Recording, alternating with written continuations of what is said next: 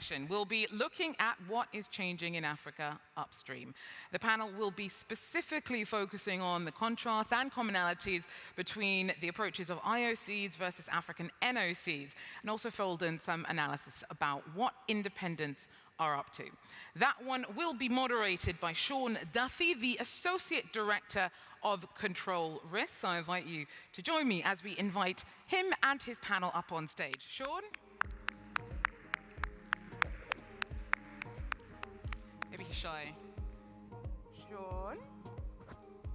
Yay! Thank you so much for joining us. We look forward to hearing what you have to say.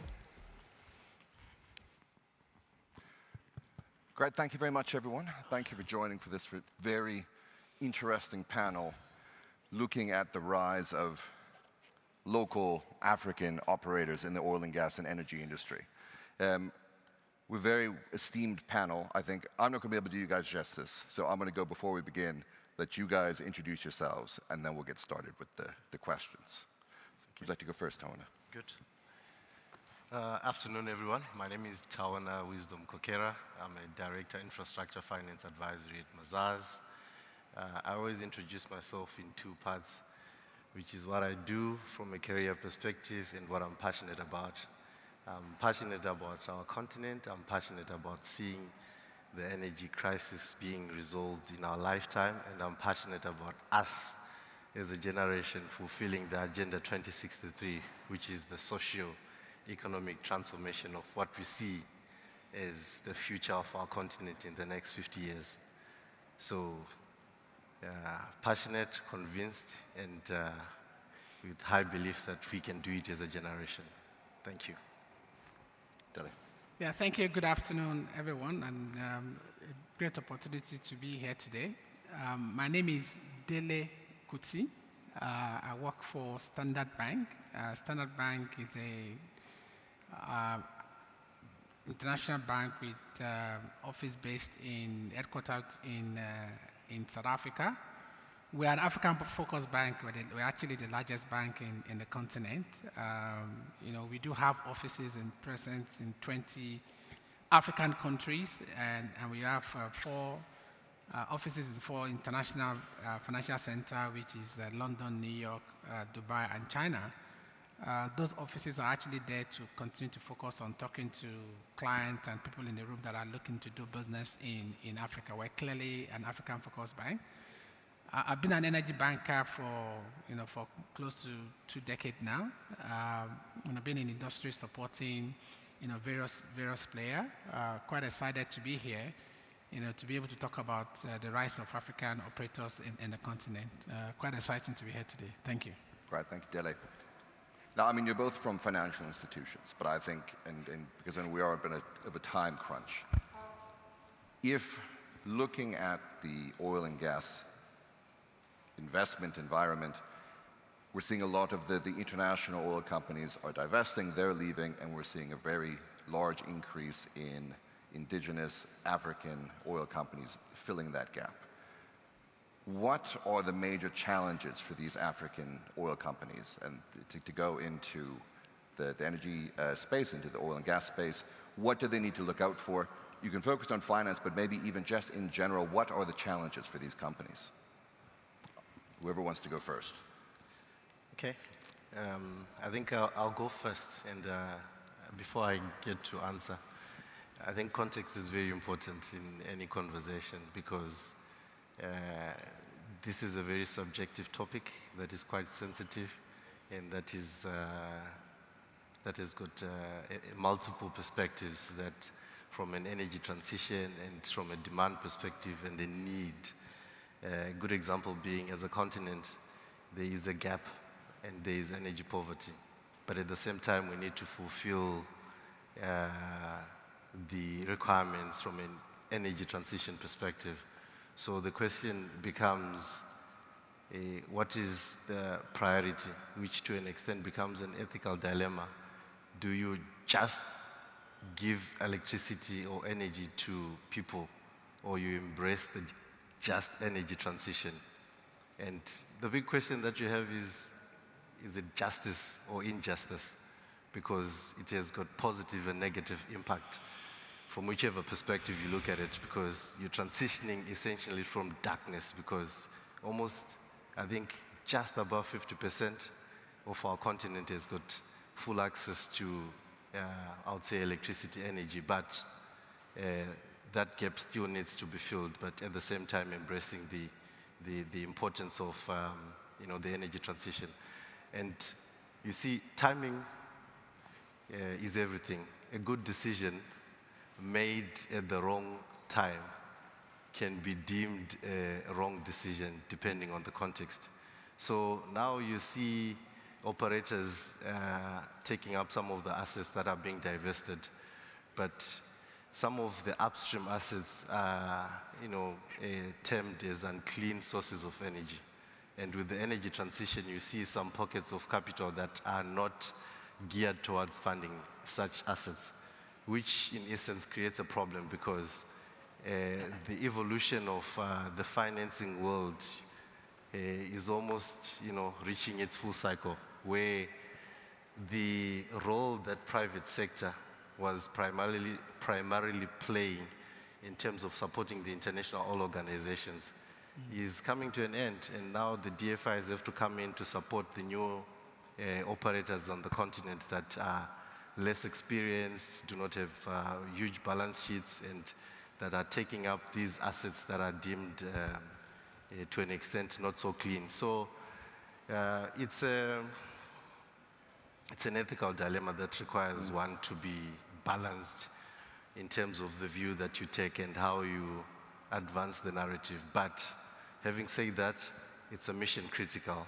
and it's a responsibility of all of us in the different spheres of influence that we're sitting in to improve the quality of life for our people.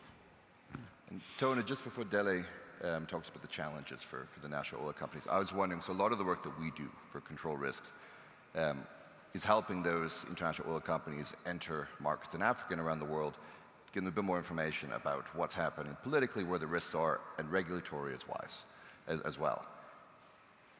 I guess the twofold question is, one,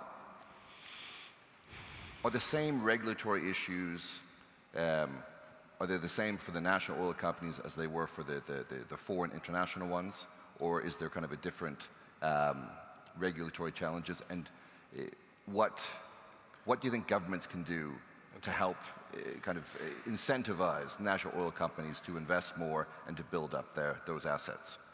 I think when you talk regulation, legislation, right, more specifically on the continent, it has to be consistent, and it has to be able to live beyond different political regimes.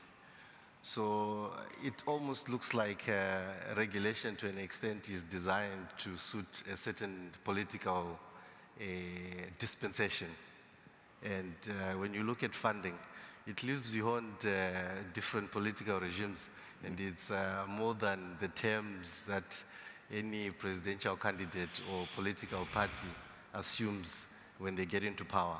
So firstly, there is need to give confidence to the investment community to ensure that beyond political regimes, regulation, legislation will be able to protect investors. That's number one. Number two, taking into account the role of governments, which is to maintain a solid socio-economic status of its people. There is a huge need to come up with incentives from a tax perspective, or even viability grant contributions in terms of creating and enabling an environment that gets private sector to deploy funding into some of the upstream assets, or even midstream and downstream assets, to ensure that there is adequate energy to power up industries. Great. And Dele, going back to you, to the initial question from Standard Bank, what have you seen? What do you think are the major challenges for these national oil companies? Yeah, I mean, thanks very much. And that's a very good question in terms of the challenges. I mean, one important point is the fact that there's a clear shift in landscape in the energy industry, where the international oil company, rationalizing their portfolio because of energy transition in order to kind of manage the carbon emission of their portfolio, decided to start divesting some of their assets. It's not that they are leaving the continent. They're not leaving. They probably just decided to kind of go in some instances to deep offshore assets where they think there's a lot of opportunity. And for me, evidence for the fact that they're not leaving the continent is the fact that, I mean, there are new frontier markets today like Namibia, which you know that the international oil company are deploying capital, for that find. We've seen the new recent find of ENI in Cote d'Ivoire. In fact, there are new engagement with Nigerian government in deep offshore. So they're just rationalizing their portfolio. They're not leaving. I thought it was important to reflect on that time. Does this give an opportunity because of the asset management by international oil companies to the African majors? The answer is yes. And because in oil and gas, those resources are quite critical to develop on the continent, from employment perspective, from the, foreign exchange support for the, that's required for the country. So clearly, these actually result in an opportunity for indigenous player or African independent to take those assets and be able to produce those assets and get them into production. And we've seen a number of indigenous players either in Nigeria or even in Angola that are taking up assets, of those that have been divested by the majors and able to double the production, from those assets, which is good, for the continent. The key challenges is the ability of sometimes, because the oil and gas industry require a lot of technical expertise. There's a need to make sure that you put the right people in the that form the consortium of those entities that are taking over. In some instances, you have people that have worked in, in Shell, Chevron, or most of the IOC for 30, 40 years. They're now resigning from those entities. So I think, the sponsor is quite important in looking at that opportunity. And part of the challenges that we also have today is the capital structure of the asset when it's been acquired.